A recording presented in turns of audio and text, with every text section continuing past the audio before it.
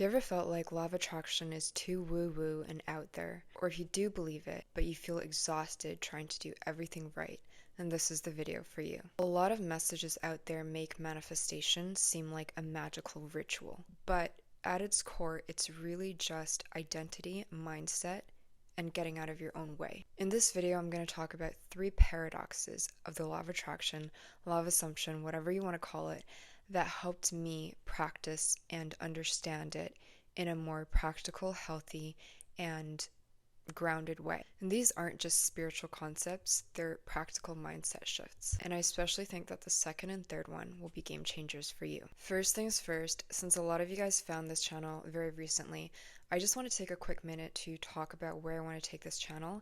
And if you don't want to hear this, then feel free to skip to the next section. I am really overwhelmed by the response that the last video received and by all of your comments. I'm very grateful that the message resonated, so thank you for being here. With that said, I know that the topic of LOA, law of attraction, law of assumption, is very popular on this platform, and I know that a lot of you guys found me through this. However, I just want to make it clear that this is not going to be a pure LOA channel, because at the end of the day, the law is the law, and the principles are all the same. The key is not to consume endlessly, but to really put what you learn into practice. Ultimately, I want to use this channel as more of an open journal, as I say in my bio, and I want to talk about various things like mental health, personal development, share books with you guys that I like, general life reflections, and I already know this is probably not going to be good for the algorithm, but this is the plan for now, and I do hope you guys stick around.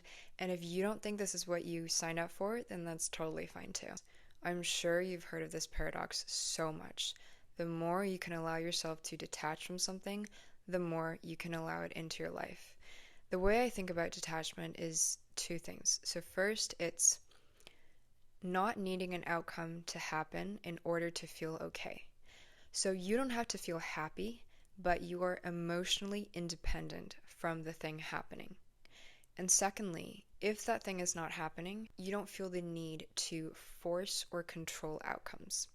So for me, it's a combination of those 2 things. And let me give you a personal example of what detachment does not look like. The reason it took me so long to make another video was that I got very attached to outcomes, and my fears got the best of me. People were saying, hey, can you keep making videos like this? And my mental dialogue started going, will I be able to make something that resonates like that again? And will I disappoint people? I tried shooting this video 3 times because every time I sat down to try and edit it, I just started nitpicking everything and nothing felt good enough. So suddenly I was not creating from a place of flow anymore, but from fear. And that's attachment, trying to force something, trying to prove something, and trying to protect yourself of something. Attachment can really choke whatever it is you want to bring into your life, whether that's a goal, a project, a relationship, a connection, whatever it is, anything. But then I remembered when I did have an energy of detachment.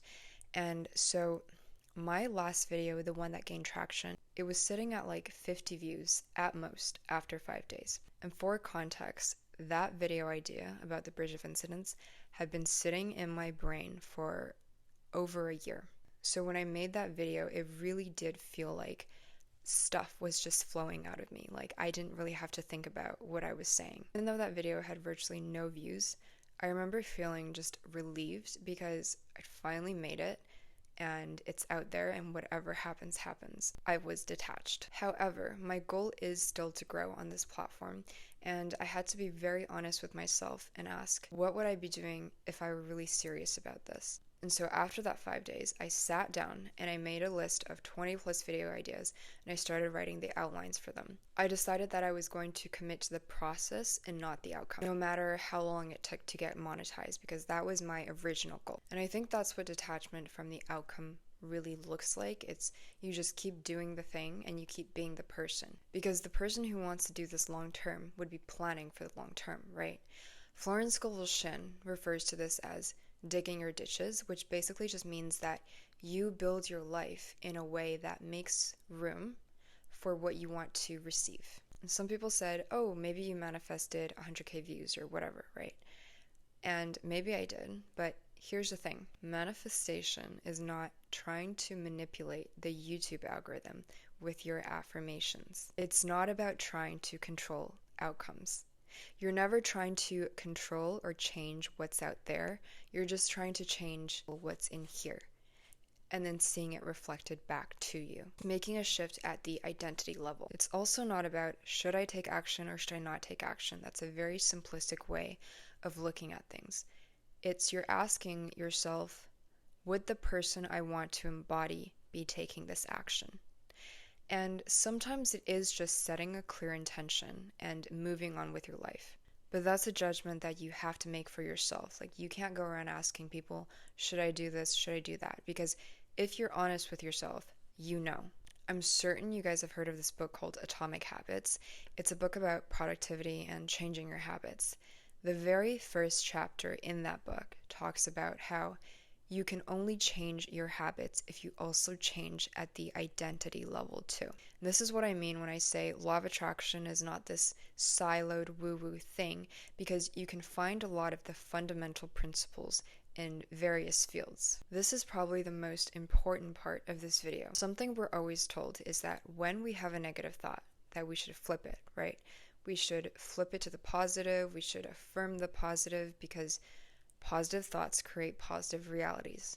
And that is true. However, if you are currently triggered by something in your life right now, and you feel the emotions start to come up in your body, because emotions always show up first somewhere in your body, and you start to notice thoughts pop up in your head, in that moment, the more you try to push away or push down all of that, the more stuck it's going to become and get within you. Because it's very simple. Whatever you resist persists. So think about a beach ball, right? A beach ball that's inflated with air. The more you try to push it down into the water, the harder it's going to pop back up at you. I want to say, feel your emotions and let yourself have those thoughts for now. And I know you're worried that your negative thoughts are going to manifest, right? The way I think about negative thoughts is this. So the average human has over 60,000 thoughts every single day. Every single one of us, whether you know it or not. So thoughts themselves don't always have real power. Thought is kind of like a manifestation in itself, in that it's a byproduct of your identity and beliefs, right? So it's like a circumstance. So if you're reacting in a panicked way to a thought that comes up, it's like you're reacting to a bad circumstance, as people like to say. So if you have a negative thought and your immediate reaction is to panic and think, please go over there, I don't want you here, let me affirm this away, you're actually giving it more power by resisting it. But if you just let the thought pass by, it's going to lose its grip on you. It's the fear and resistance around the thought that charges it. And then when you're no longer reacting from a place of fear, resistance, or panic, then you can shift your focus onto the more positive stuff, right? Or whatever you want to focus on from a place of neutrality and non-resistance. Think about the premise of meditation, right? Meditation is not about having no thought. It's not about pushing away thoughts. Meditation is allowing your thoughts to be as they are, noticing them without judgment, and letting them float away on their own. One thing I really try to do in my life right now is think of everything as just is. And what I mean by that is I try not to put a label of this is good or this is bad onto anything that's happening.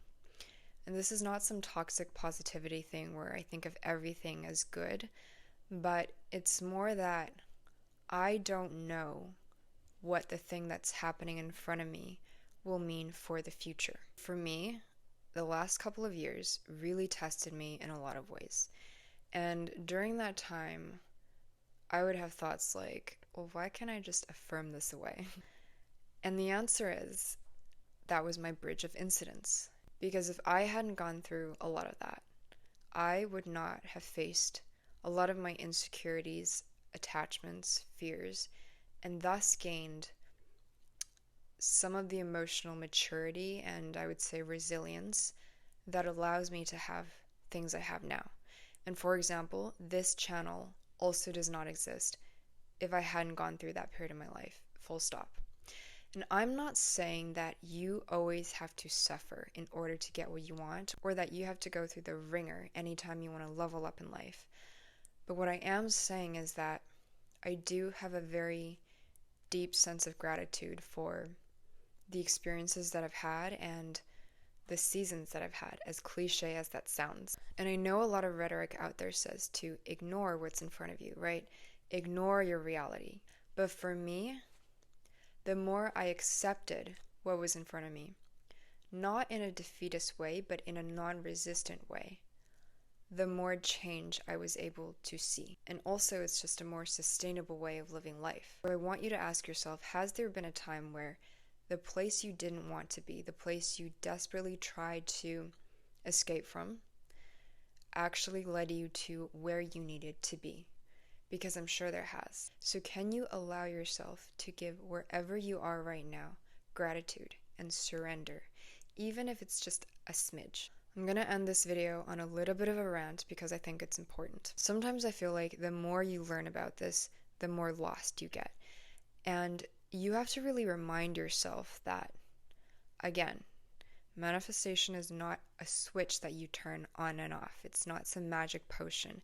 It's something that you do every day of your life. So don't let people on the internet, including me, convince you that you don't know how to do something that you already know how to do. When you feel stuck, think about how you brought things into your life before you knew about all this. Think about where your state of being was, where your mindset was when something significant happened in your life. I know a lot of people come into this thinking it's about controlling, but that's not what this is about, because the true magic always happens when you can become detached and become this non-needy state of being. So yes, I made a video about instant manifestation, but the entire point of that video is about allowing things to come to you on their own time, in their own way, and meanwhile you get to enjoy the unfolding. And I know this might trigger some people, but I have to say it, and it's that knowing about LOA does not mean life will not happen to you again. It does not mean that you're never going to get a paper cut again. You're never going to get into an argument with someone again.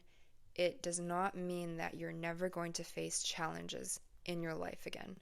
Life is still going to happen and you are still going to have to face it. It's about who you are being when you're in front of that. Again, thank you for being here. Thank you for watching this video. Let me know it resonates. I make videos like this not because I have everything figured out. I very much do not. It's that I've had to learn a lot of things the very hard way. And I want to help people not do that.